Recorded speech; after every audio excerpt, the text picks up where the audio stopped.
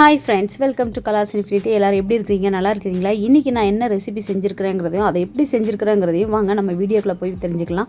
அதுக்கு முன்னாடி இது வரைக்கும் நம்மளோட சேனலை சப்ஸ்கிரைப் பண்ணாதவங்க ப்ளீஸ் சப்ஸ்கிரைப் பண்ணிக்கோங்க. பக்கத்தில் இருக்க பெல் ஐக்கானையும் கிளிக் பண்ணிக்கோங்க. இப்போ பாருங்கள், நான் சிக்கன் தான் எடுத்துருக்கிறேன். 400 கிராம் எடுத்துருக்கேன். நல்லா போன்லெஸ் சிக்கன். அது வந்து நல்லா க்ளீன் பண்ணி எடுத்து வச்சுருக்கிறேன். நெக்ஸ்ட்டு ஒரு பாத்திரத்தில் வந்து ஒரு அரை கப் அளவு கார்ன்ஃப்ளவர் மாவு போட்டுக்கிறேன், சோள மாவு. அடுத்து வந்து ஒரு அரை கப்பு வந்து மைதா மாவு சேர்க்குறேன்.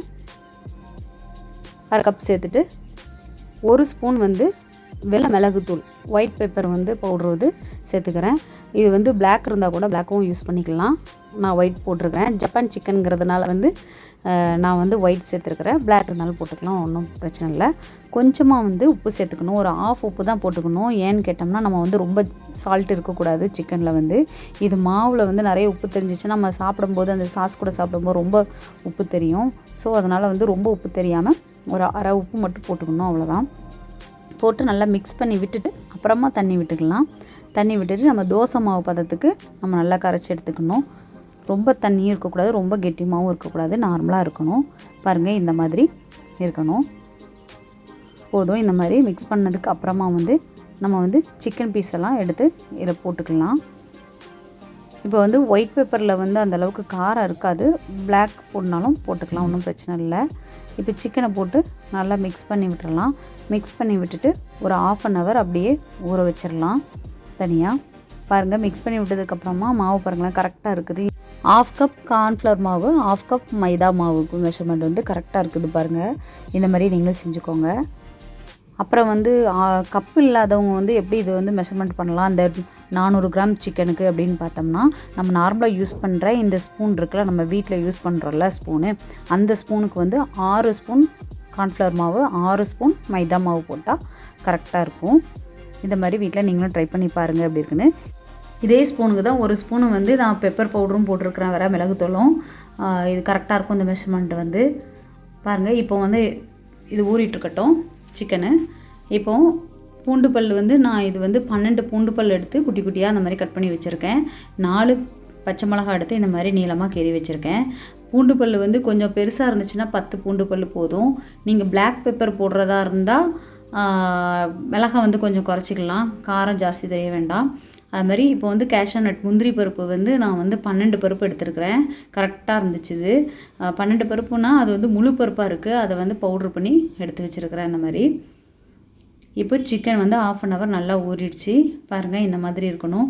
அந்த சிக்கனில் வந்து நிறைய மாவு இருக்கக்கூடாது, இருந்தால் போண்டா மாதிரி ஆகிடும். கோதுமை மாவும் கார்ன்ஃப்ளவர் மாவும் வந்து நம்ம தண்ணி ஊற்றி மிக்ஸ் பண்ணுறது வந்து கரெக்டாக பண்ணணும், இல்லைன்னா கொஞ்சம் மிஸ்டேக் ஆயிரும். இப்போ வந்து நம்ம வந்து ஒரு பேனில் வந்து நான் ஆயில் விட்டுக்கிறேன். ஆயில் விட்டுட்டு நம்ம சிக்கனை வந்து போட்டு ஃப்ரை பண்ணி எடுத்துடலாம்.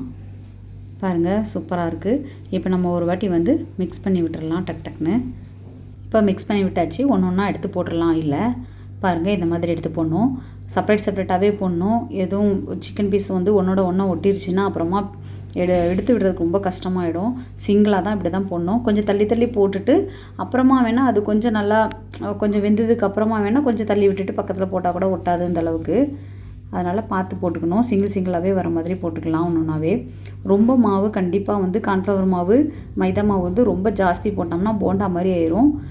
மாவு தான் மேலே ஜாஸ்தி தெரியும், சிக்கன் பீஸே தெரியாது, அந்த மாதிரி ஆகிடும்.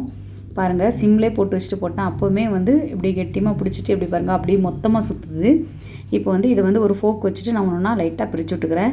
ஹை ஃப்ளேமில் வச்சுட்டு பிரித்தா அதனால் இன்னும் ஹெவியாக ஸ்ட்ராங் ஆயிரும். அதனால் வந்து பிரிக்க முடியாது அது வந்து. அதனால் வந்து சிம்லே போட்டுட்டு நான் ஃபஸ்ட்டே ஒன்றுனா பிரித்து விட்டுட்டு இப்போ திருப்பியும் போட்டுட்டேன். பாருங்கள், நல்லா வெந்துட்டுருக்குது. இப்போ வந்து கலர் வந்து இந்த கலர் தான் மாறணும். இதில் வந்து இன்னும் கொஞ்சம் வேணால் கலர் சேஞ்ச் ஆகட்டும். அது வரைக்கும் கொஞ்சம் வேகிற வரைக்கும் போட்டுடலாம்.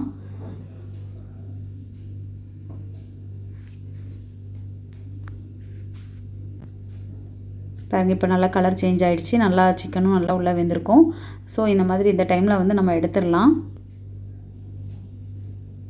கலர் இதுக்கு மேலே ரொம்ப பிளாக்காகவும் வர வேண்டாம். பாருங்கள், கலர் சூப்பராக இருக்குது. இது தனியாக எடுத்து ஒரு பிளேட்டில் வச்சிடலாம். வச்சுட்டு நானும் அந்த 400 கிராம் சிக்கனே வந்து 3 வாட்டியாக போட்டு எடுத்தேன். இது செகண்ட் டைம் போட்டுட்ருக்கேன். இன்னொரு வாட்டியும் வேறு போட்டு எடுத்து மொத்தமாக எடுத்து வச்சுக்கலாம். தனித்தனியாகவே தான் போடலாம். இதையும் கூட ஆயிலெலாம் ரொம்ப எடுக்கவே இல்லை பாருங்கள். அதே ஆயில் தான் ஃபஸ்ட்டு விட்டதே தான். இப்போ வந்து சிக்கன்லாம் ஃப்ரை பண்ணி எடுத்து முடிச்சிட்டேன். அதுக்கப்புறமா ஒரு பேன் எடுத்து வச்சுட்டு இது வந்து 100 கிராம் பட்டர், ஆனால் நான் அதில் வந்து 50 கிராம் பட்டர் தான் எடுத்திருக்கேன். 50 கிராம் பட்டர் எடுத்து இந்த மாதிரி போட்டு பேன் சூடு பண்ணிவிட்டு அதில் போட்டு மெல்ட் பண்ணி எடுத்துக்கிறேன். ஃபஸ்ட்டு நல்லா மெல்ட் ஆகட்டும்.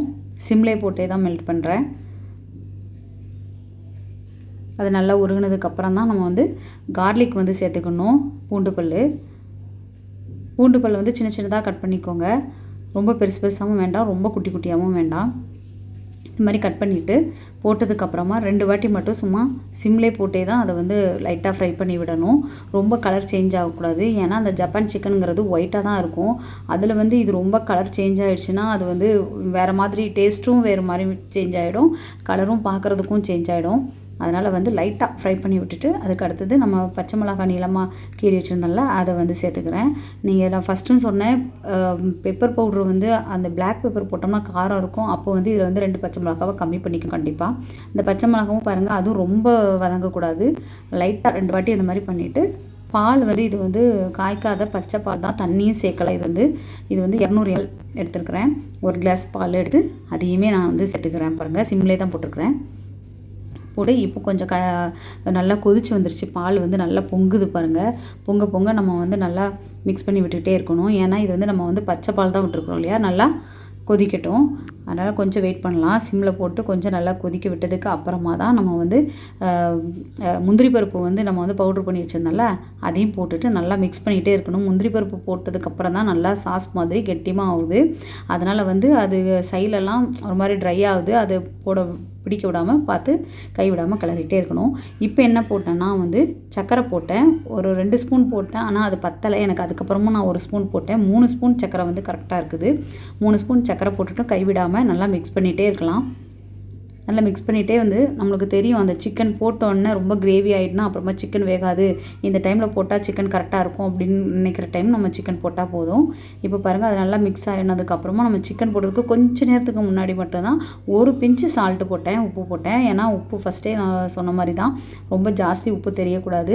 கொஞ்சம் லைட்டு ஸ்வீட்டு, லைட் சால்ட்டு மட்டும்தான் தெரியணும். காரம் கூட ஜாஸ்தி தெரியக்கூடாது, லைட்டாக தான் காரமும் கூட தெரியணும். பாருங்கள், இப்போ நல்லா மிக்ஸ் ஆகிட்டுருக்குது. இப்போ ஒரு ஸ்டேஜ் வந்துச்சு. இதில் நம்ம சிக்கன் போட்டு கிளறினோம்னா கரெக்டாக வருங்கிறதுனால நான் வந்து இந்த ஸ்டேஜில் வந்து சிக்கன் எடுத்து போட்டுக்கிறேன். போட்டு மிக்ஸ் பண்ணிவிட்டு பார்த்தா அதை பாருங்கள் இந்த மாதிரி இருந்துச்சு. கொஞ்சம் சிம்லே போட்டுடலாம். சிம்லே போட்டுட்டு வந்து இது பண்ணலாம். மிக்ஸ் பண்ணி விட்டுட்டே இருக்கணும் கொஞ்சம் நல்லா.